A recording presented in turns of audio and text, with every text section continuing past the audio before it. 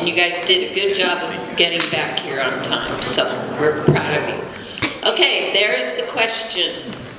And you guys can't see it unless you turn your head, but so I'll read it one more time. What do you see are the main barriers to less experienced or historically marginalized people participating and leading in Forest Grove government, and what would you do to make it easier? And now we are starting with Jody. 2 minutes. So as a less experienced person, there were a lot of barriers for me to do. One of them is I have imposter syndrome sitting out here. I've never been in city government before. My husband does some things, so I hear from him. But I really feel like I don't know what I'm doing. And it was a really big leap to overcome that. But I also know a lot of people in town, a lot of people who come out to show me. There are people who look like me already on council, well represented. There are a lot of people who've encouraged me to step up. Some of our more marginalized or historically marginalized populations don't have that same network to feel like they can step into it, or have people give them information to know how to take that leap or help do their information gathering. Knowing what to come, what happens once you say, okay, I'm going to run for council. Everything has been new to me. Gathering signatures, okay, how do I do that? What do I have to do? Done. I missed the voters pamphlet because it was the beginning of the school year, and my mind is so much in that job that I couldn't lift my head enough to really think about that. I worked 12-hour days in September. It just is what it is. We've got to remove barriers, so I'm speeding now because I have a minute left.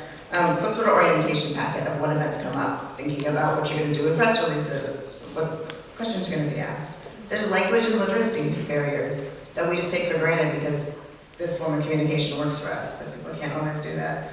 Money is a barrier. It takes a lot of time to do these things. Some people are fundraising for signs, some people are begging friends and family to buy signs. The pamphlet was $100 to submit your thing, your bio. So we also really need to go where communities that are less represented are and invite them in, not just wait for them to come and do it. So if that's one thing I would like to see change, is we find where less represented populations are, people who are, and go seek them out. I had another point about this though. We might also consider seats dedicated for less represented people. There's not a good reason to have 5 white people on council and other non-represented groups.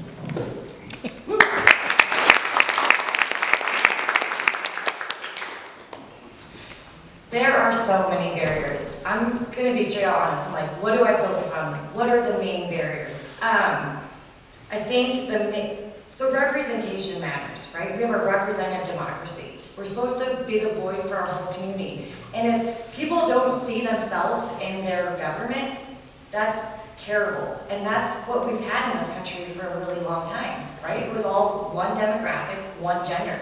Because when you see someone like you doing things, it becomes a possibility. It becomes something you can do and an attainable goal.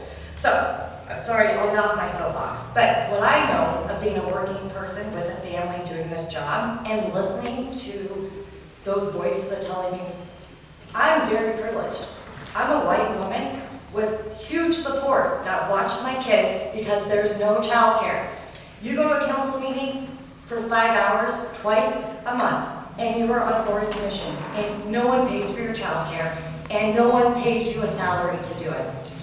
Those structures of volunteer work and not supporting childcare create a system that is against women and against working people. Because then the meeting's at 10 a.m.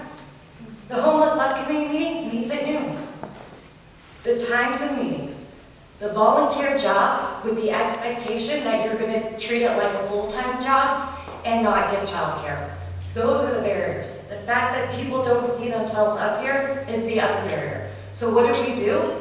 We make some meetings available during lunch. We go to schools, we go have meetings on our east side at Neil Armstrong and invite the community. We move to our communities, our vulnerable communities. We go to them and show them this is how you can do it. Because you know what, folks? This is not a hard job. You have to show up, you have to care, and you have to work together. That's it.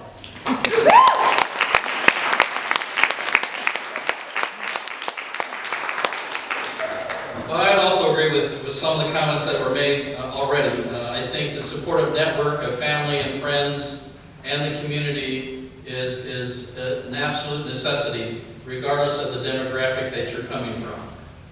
That is extremely important. Without the support, you're just not going to be able to do the job, at least not effectively and efficiently. One of the other that was identified already is the lack of examples or people to identify with. And so that I'd like to shout out and give an applaud to our former counselor Val Falfrey and Mariana, who up here are representing the Latina community, Laana and Walanda, who are up here as candidates. These are the examples that we need to bring in the community, need to come forward. From their example, others will follow.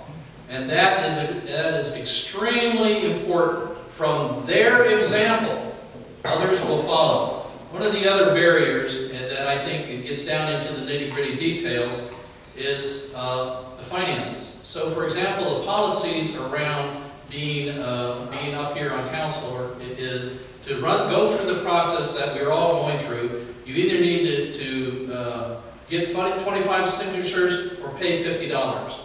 Now, either one of those can be a barrier to people running for a particular office. They may be considered low by many of us.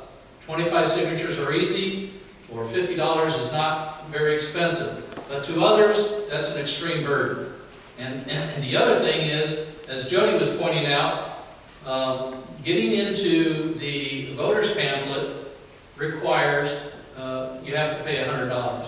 That's a more significant barrier. I don't know if people know that, but it comes out of our pockets if we want to do that. And I think that that's a barrier to some people as well. So identity, mentoring, finances, those are all important barriers.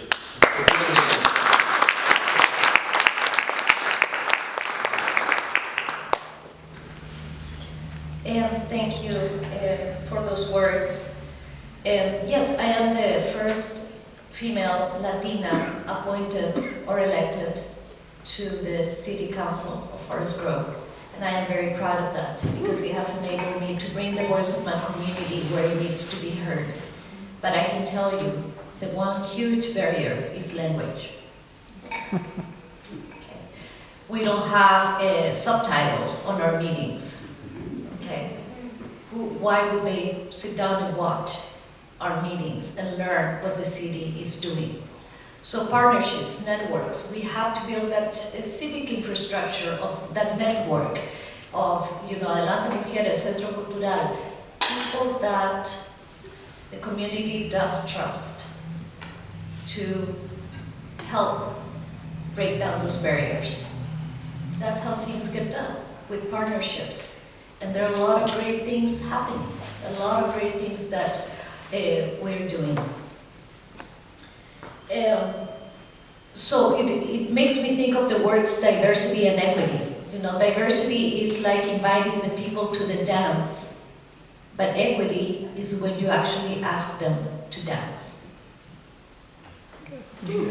And I would like to not only, for my community, my Latino community, for which childcare is an immense burden or barrier as well, there's got to be something we can do.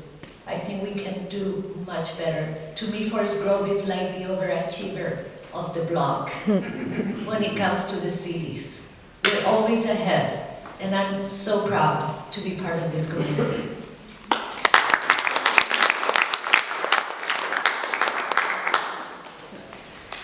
Barriers. That word, barriers.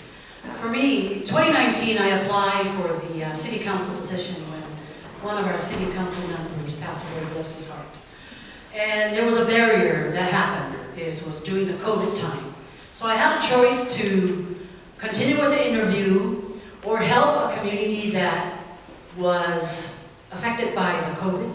It spread like wildfire. We ended up losing 100 residents in 2 weeks. There was no vaccination and so forth, so that's a barrier.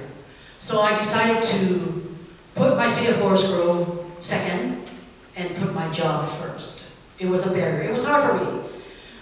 There's a lot of barriers that comes into programs, funding, activities, running for city council.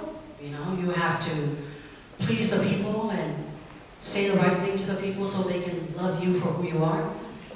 Myself and La'ana, we're both Polynesian, and we bring a cultural twist to Forest Grove. We're so diverse, very diverse. My nephew is a football coach at Pacific University, and he deals with that every single day with diversity. Try to educate those Polynesian kids too. We all have tempers, you know, Polynesian people have tempers. That's whether it's a Samoan boy or a Samoan man. But we all learn to be a team, collaboration, involvement, but there's always barriers. So us that we are running for city council, we can overcome those barriers by working together, educating our public about the city of Forest Grove, educating our teenagers, our youth about what goes on in the city of Forest Grove. For me, I love Forest Grove. I'm not going anywhere. Unless I sell my house, but that's about it. You know? It's a beautiful place to be. Thank you. So I wholeheartedly agree with so much that has been said here on this topic. As a first-generation born U.S. citizen, I am a proud daughter of an immigrant. My dad has fought through and been that marginalized person. He has been the person that, there was a major language barrier, right?